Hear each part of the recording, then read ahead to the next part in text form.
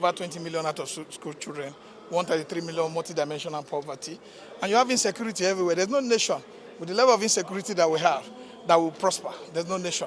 Because people must first feel secure, and that's why you look at the fundamental principle of the Constitution when it talked about that every government shall protect the life of the people and then provide that security for them. So it was very important that this fundamental principle, as enshrined in our Constitution, is respected by those in government.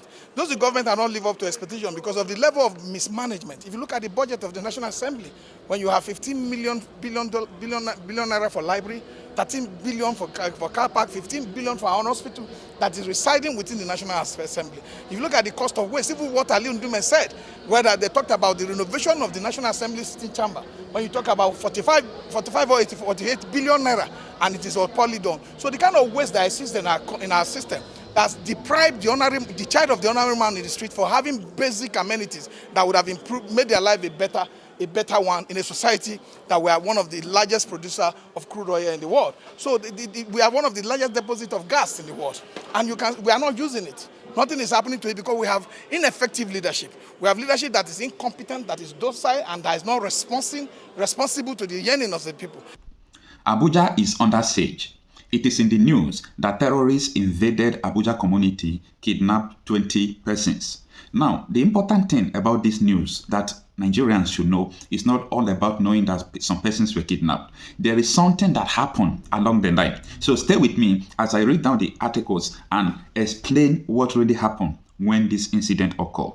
Now, terrorists on Sunday, that was last Sunday, attacked Dawaki, a community near Kubwa in the Federal Capital Territory, FCT. The terrorists, locally called bandits, numbering about 50, reportedly kidnapped about 20 persons during attack, which occurred between 7:30 p.m. to 8:30 p.m. The residents of the community told our news correspondents that the terrorists broke into some houses and took some of the occupants away through the mountains in the area. The incident happened on Sunday between 7:30 and 8:30 p.m. The location of the incident is Dawaki by News Engineering, Urban Shelter at Fulani Junction, the source said. Heavily armed bandits numbering approximately 50 men and women. The residents who asked not to be named for security reasons says about 6 houses were broken into and residents were taken away through the mountains. Now, about 15 to 20 people were taken away. I was at the mosque when I received the distress call about the sound of gun. Some vehicles were shot at and houses were broken into. This is what the eyewitness narrated.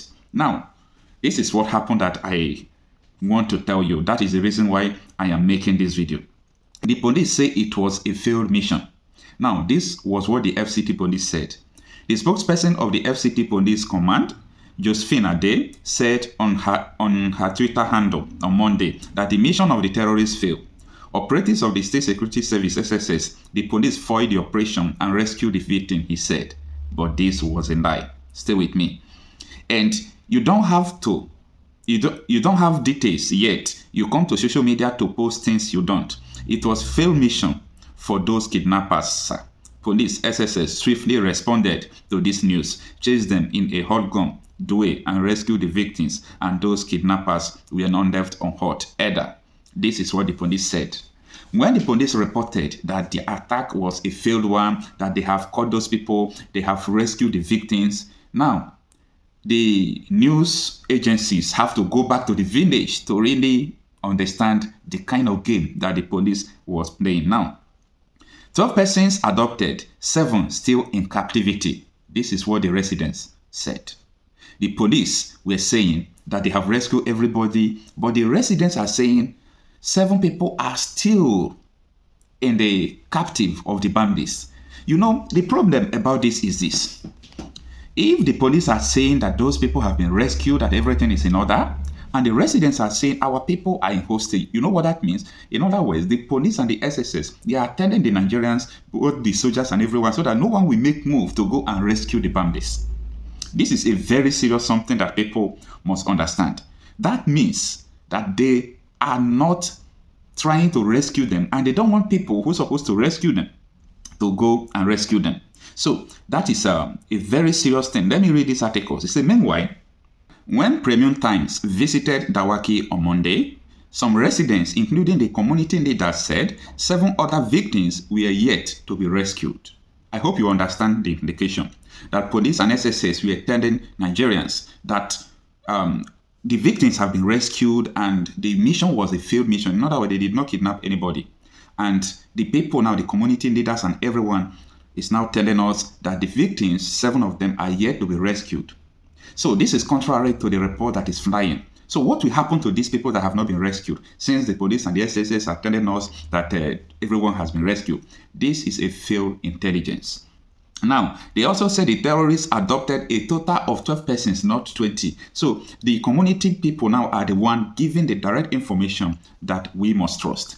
So 12 persons, while 5 were rescued by the army and the SSS during a gun battle. One of the 5 rescues was taken by the SSS for interrogation at the time this newspaper visited the community.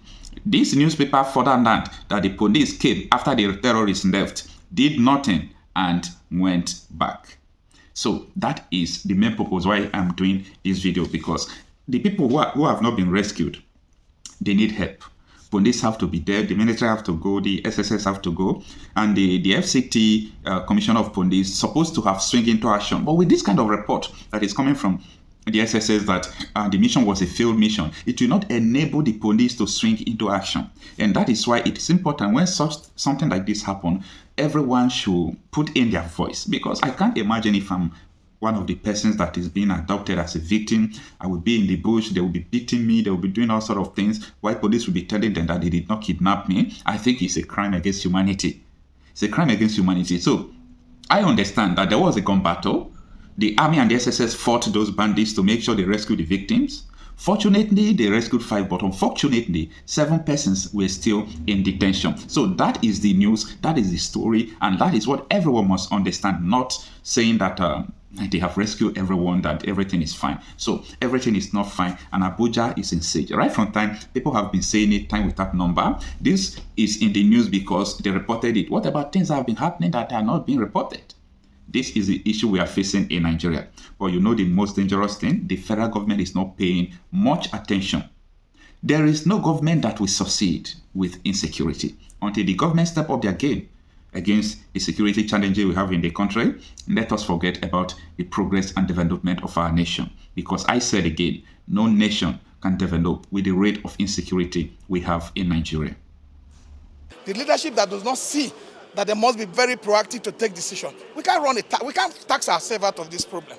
We cannot tax ourselves out of this problem that we find ourselves. It must be well thought out, well structured and well planned economic policies that will be directed in channeling and taking us out of the current quagmire that we find ourselves and putting us on the platter of production. As we talk about we don't only have an export problem, we're having an import reduction problem at the port today, because when the economy is not doing well, when the naira to dollar rate is very high, people who import goods are running at a loss.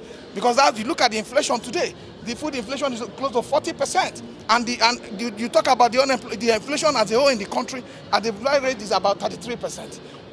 The way the fuel subsidy removal was done, it was done without plan, it was done without consultation, it was done without proper policy. And that took cost of transportation for Nigerian workers from the percentage it was to 300% instantly. And it's an imprint on the life of those who are underemployed, those who are employed, and those who are not well paid. These are the challenges we're having in the economy, and none of us should pretend. This country is a country that if we don't collectively talk about how to save it, it will continue to nosedive. Because people who are in government are starting to see themselves as if they are beholden to themselves, as if the responsibilities that the people should come and genuflect before them and tell them thank you for voting. You put yourself out for public office. It's a voluntary decision. And that decision was endorsed by the people. And you are in the office, you must work day and night, you must show capacity, you must show sincerity of purpose in solving that problem. If not, we cannot continue in a situation where you can't save the dollar by just all these policies they are running. They must have a system that will look at whether we are going into full-blown agriculture, which is something that our people will do, and then survive. And then make sure that agricultural production is enough to feed the world, and that will save our current situation.